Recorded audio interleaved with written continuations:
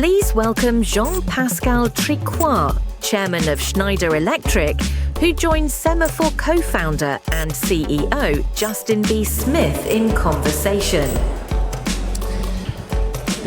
Thank you.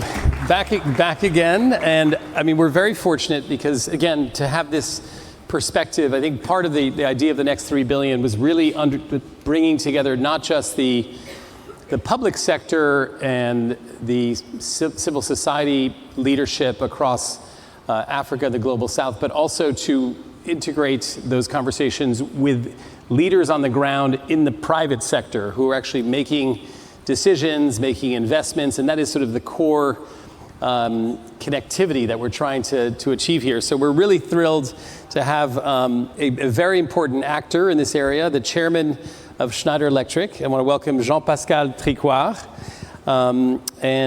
He's at his company, he's not only helped accelerate energy access across the world, but is very, very involved in digital innovations, the AI landscape, et cetera. So Jean-Pascal, welcome to the next 3 billion. Thank you so much. Thank you for having me.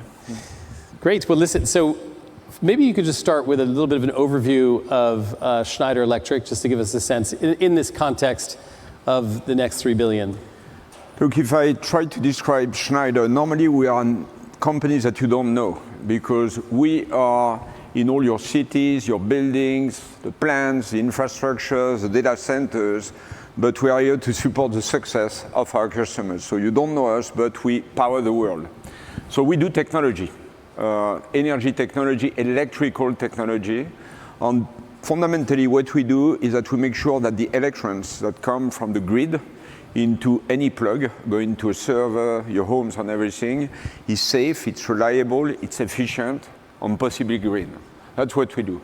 And it's the biggest company in electricity in the world, in electricity technology in the world.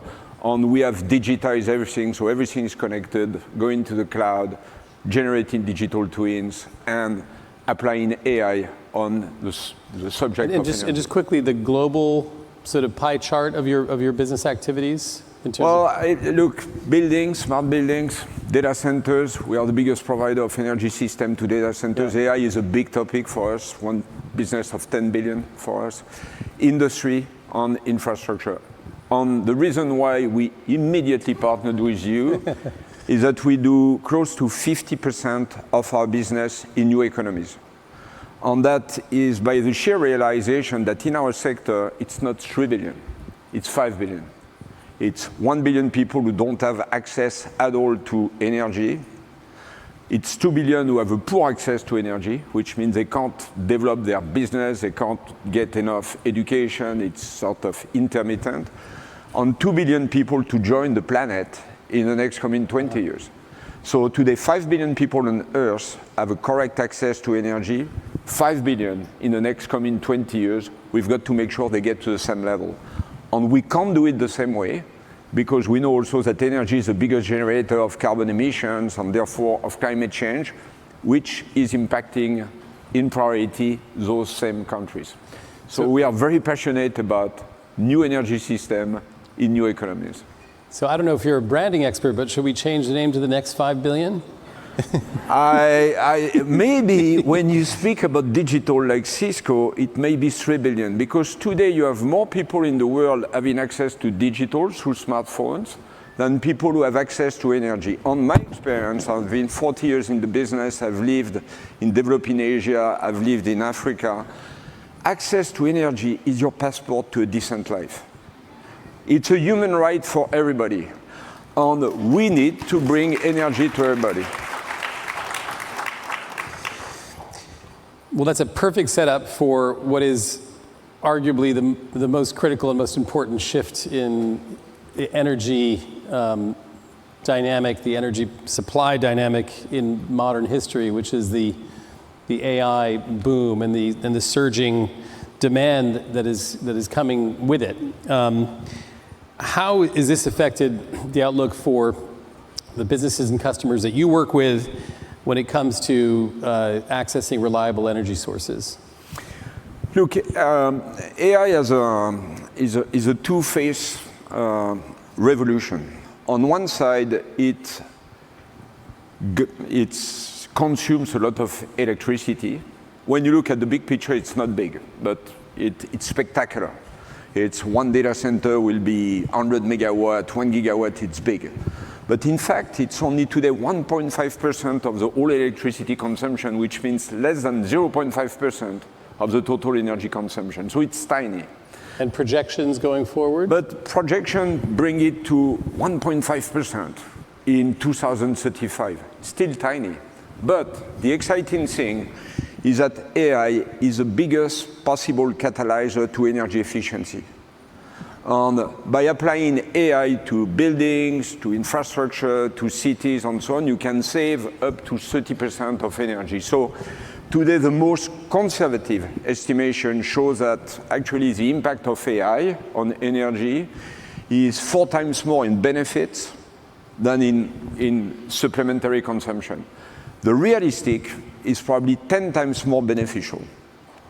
Now, as we are here to speak about the 5 billion, more than yours, 3 plus 2. On working, I'm actually going to Africa straight from this meeting. I think what is really important, what we see is that when countries are getting electrified or are getting access to energy, it's really important to develop solutions in those countries which are not the solutions of the past, but solutions of the future.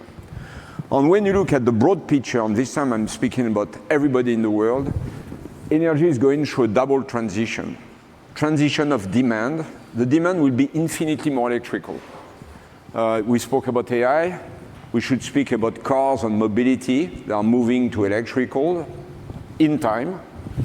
Buildings, heat pumps, air conditioning, more electricity. On industry, for any country which doesn't have access to fossil fuel, has to be electrical to be competitive.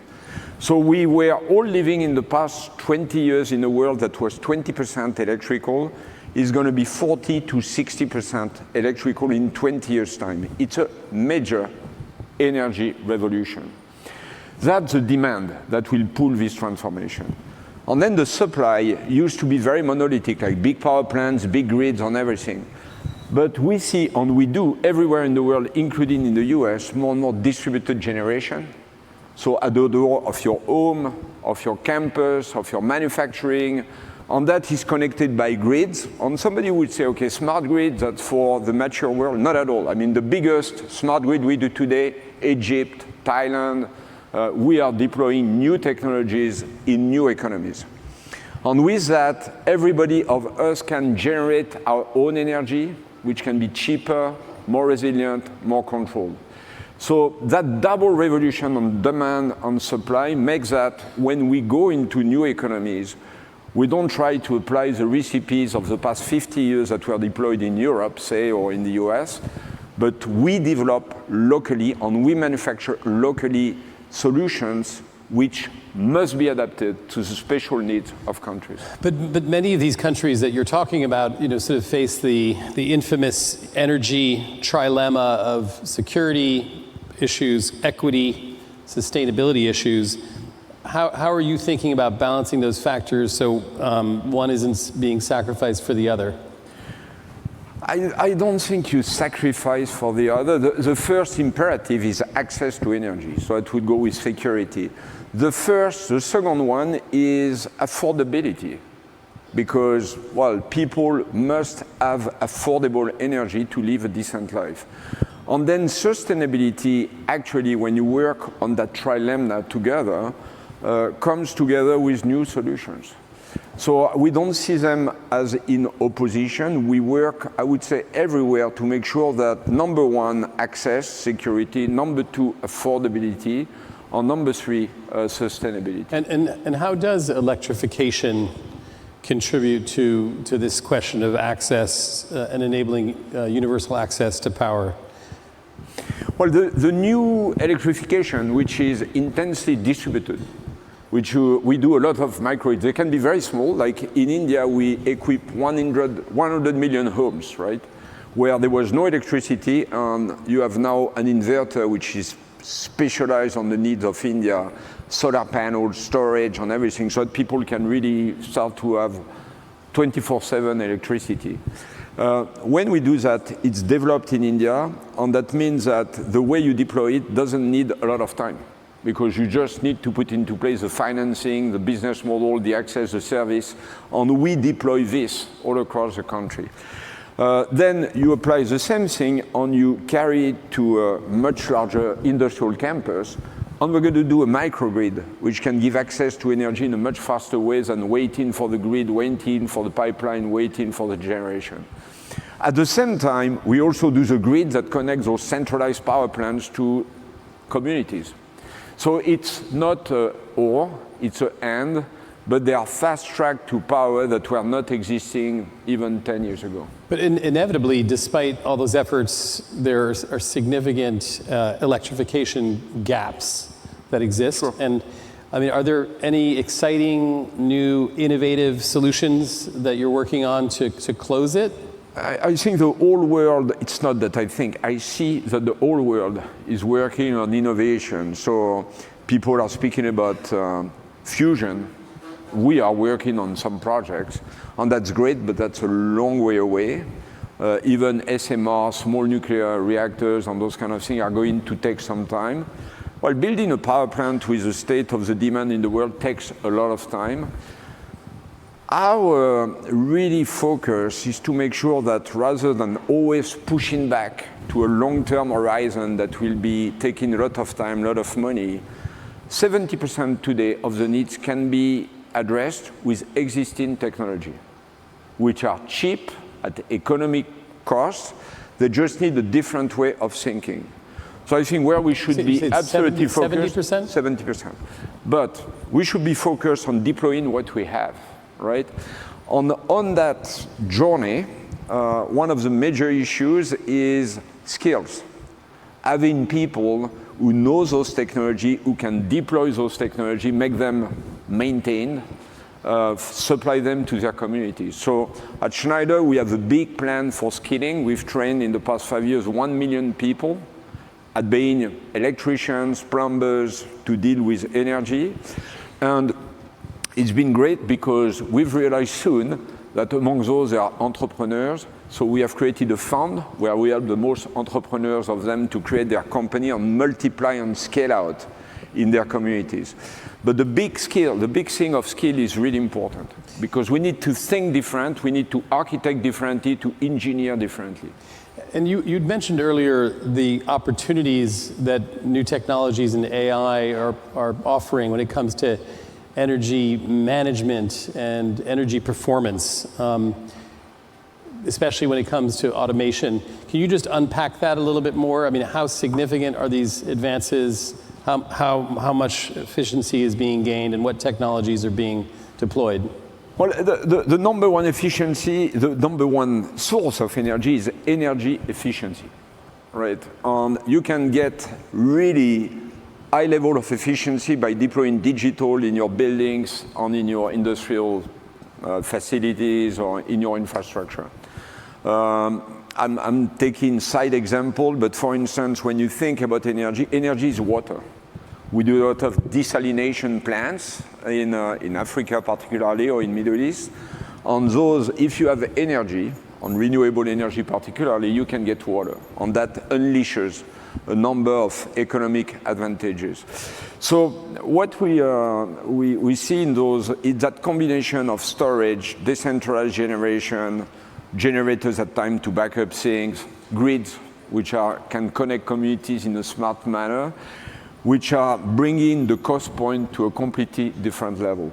And when you look at the combination of effort that you have, would it be only between China and India, on bringing the cost point of renewable and storage down, and we participate to that because those are very large countries for us, then connecting to our technologies that can bring that new form of energy to every sort of usage, then it makes me very optimistic on the capacity to bring together those new solutions and to bring very competitive energy to communities. So just a last question, last 30 seconds here. I mean, at the heart of the subject of this convening, you know, everyone's looking for equitable opportunities. Everyone's looking for more inclusive energy strategies and policies. Are there any examples that you'd point to of public-private partnerships, policy solutions that are doing an especially good job in this area of inclusive growth in the energy sector? A lot of them. When you deal with energy, it's by nature it's political. It's a subject of community, and community go back to political. So we've got numerous partnerships with government, like I was speaking about the smart grid in Egypt. Of course, it was a major government investment, but it took us a few years to study it together. Now, I would also have a call to companies, because when you are here in New York this week, you meet a lot of companies who are actually completely focused on changing the energy equation. And companies can achieve a lot and can make a lot on the ground. And we partner with many of them. We are in energy technology, we are not in energy services. So we partner with thousands of companies to deploy or to put our technologies to the service of those companies. So work with the government, but a lot work with the private sector or the semi-private sector to deploy technologies to the benefit of countries. And the objective is 5 billion, double up. We have a lot of work to do, and you have a plane to catch to Africa. Yep. So I think we should wrap up this conversation, but thank you so much, Jean-Pascal Tricoire, Chairman of Schneider Electric. Thank you for the partnership and for this very enlightening conversation. Thank you. Thank you very much.